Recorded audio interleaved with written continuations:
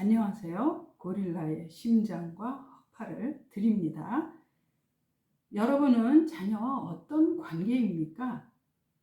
EBS 골라든 다큐 가족 쇼크에서 부모-자녀 관계를 조사했습니다. 부모와 자녀는 어떤 관계를 맺고 싶어 할까요? 부모는 자녀와 속마음을 털어놓는 친구 관계가 되고 싶다고 합니다. 자녀 역시 그렇다고 합니다. 그러나 조사 결과를 보면 부모에게 속마음을 털어놓는 아이는 20%밖에 되지 않는다고 합니다. 서로가 속마음을 털어놓는 친구 관계를 바라면서도 현실은 그렇지 못합니다. 부모와 자녀가 처음부터 그렇지는 않았습니다. 아이들은 초등학교 저학년까지만 해도 속마음을 터놓거나 가장 친한 사람으로 부모를 꼽았습니다. 그러나 자녀가 중학교에 들어가면 사정이 달라집니다. 부모는 자녀에게 말이 통하지 않는 잔소리꾼 1위로 전락합니다. 부모의 마음이 갑자기 돌변하여 자녀를 믿지 못하게 되었을까요? 아니면 자녀의 마음이 달라져서 부모 말을 듣지 않는 것일까요? 예를 들어 부모가 어느 때는 자녀가 잘 되고 또 어느 때는 고생해야 한다고 생각하고 있나요? 아니면 자녀가 어느 때는 부모에게 기쁨을 주고 어느 때는 고통을 주어야 한다고 생각할까요? 그렇지 않지요. 부모와 자녀의 마음은 늘 그대로입니다. 부모는 자녀가 잘 되기를 바라고 자녀는 부모에게 기쁨을 주려고 합니다. 서로를 향한 마음이 바뀐 것은 아닙니다.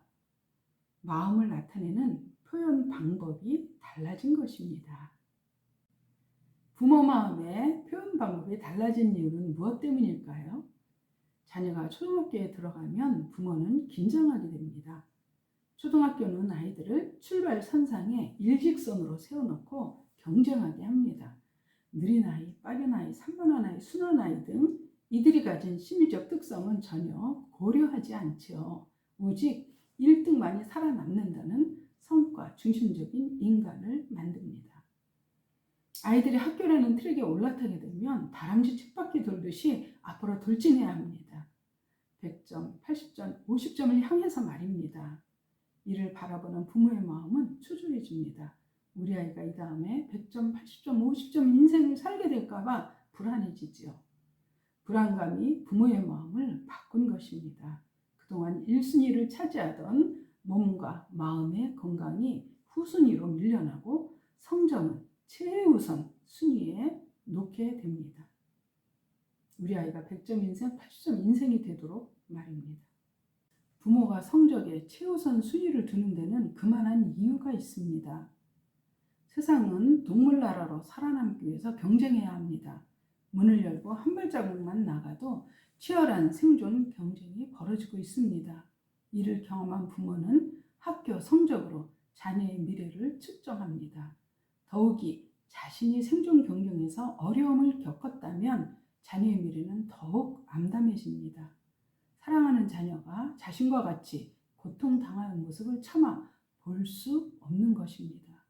이렇게 되면 부모는 마음을 굳게 먹고 큰 결단을 내립니다. 차라리 지금 고생하고 나중에 편하게 사는 게 나아 라고 말입니다. 부모의 마음의 표현 방법이 달라진 것입니다. 불안한 부모의 마음은 자녀의 마음을 보지 못하게 됩니다. 왜냐하면 자신의 불안을 통하여 아이의 고통당하는 미래를 보았기 때문입니다.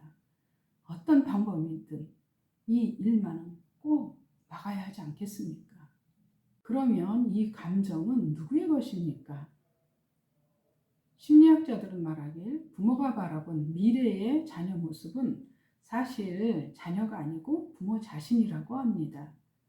부모는 과거의 문제를 해결하지 못한 채 고통스럽게 아직도 그 순간에 머물러 있는 것이지요. 그때 왜 그랬어? 좀 더 열심히 하지. 그러면 지금 고생을 덜 하잖아. 라고 아직까지도 후회하며 자기 자신을 다그치고 있는 것입니다. 이처럼 우리가 의식적이거나 무의식적으로 하는 행동에는 과거의 감정이 개입되어 있습니다. 기쁨, 만족감, 아쉬움, 불안감 등 이러한 감정들은 우리로 하여금 어떤 행동을 하게 만듭니다. 기쁨이나 만족감은 우리의 몸을 이완시켜서 편안한 행동을 하게 하고, 아쉬움, 불안감 등은 우리의 몸을 긴장시켜서 조급한 행동을 하게 합니다.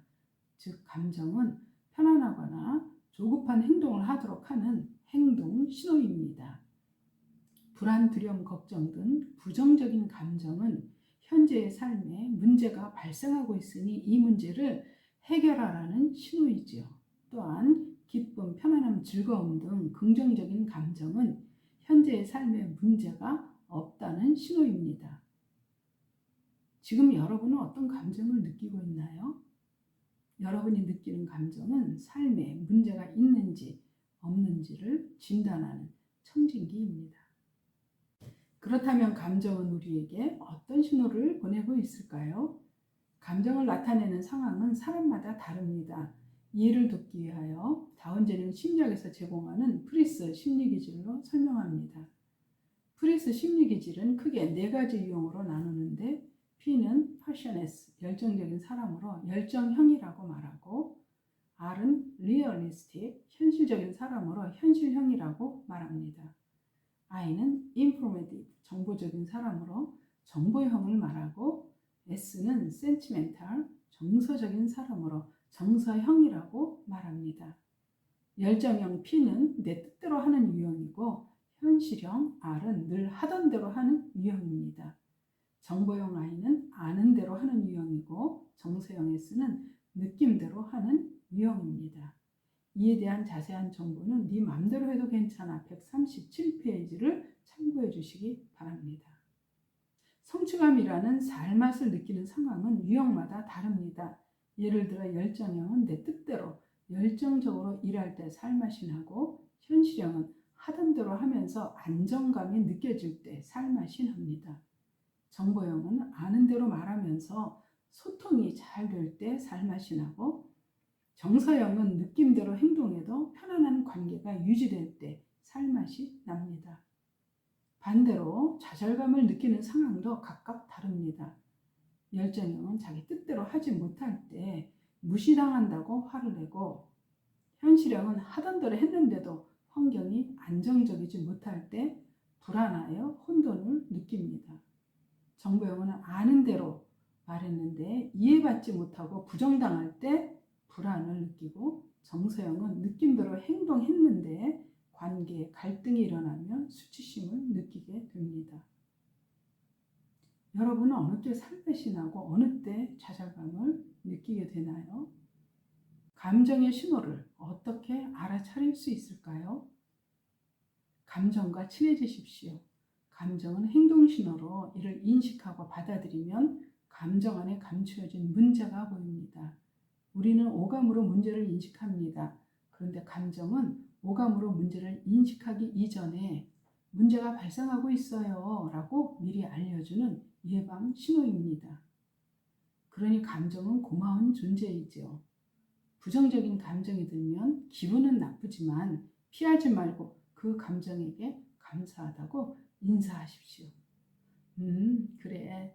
네 느낌은 싫지만 내가 보지 못하는 문제를 미리 알려줘서 고마워 라고 말입니다.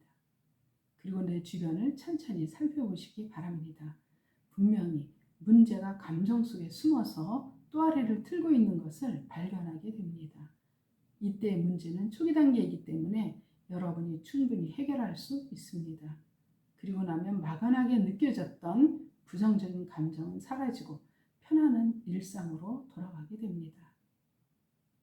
감정과 친해지는 방법은 다음 동영상에서 자세히 말씀드리도록 하겠습니다. 앞서서 이야기한 부모가 자녀에게 느끼는 불안감은 부모의 것입니다. 그러니 자녀의 행동에 불안감이 들면 부모 자신을 살펴보시기 바랍니다. 과거의 나의 뜻이 거절되었었는지, 환경이 불안했는지, 아는 정보를 부정당했는지, 혹은 가까운 사람과 불편한 관계가 있었는지를 말입니다. 그리고 자녀는 어느 때 긍정적인 감정을 갖게 되는지를 관찰하십시오. 그리고 거기에 반응하며 지지해 주기를 바랍니다. 그러면 자녀와 속마음을 털어놓는 좋은 친구가 될 수 있습니다. 감사합니다. 구독과 좋아요, 알림 설정 부탁합니다.